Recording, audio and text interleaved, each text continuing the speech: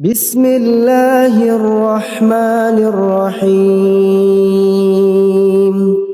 إذا زلزلت الأرض زلزالها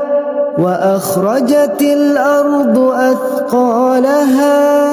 وقال الإنسان ما لها يومئذ تحدث أخبارها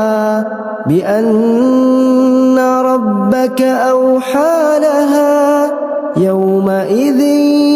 يصدر الناس أشتاتا ليروا أعمالهم فمن يعمل مثقال ذرة خيرا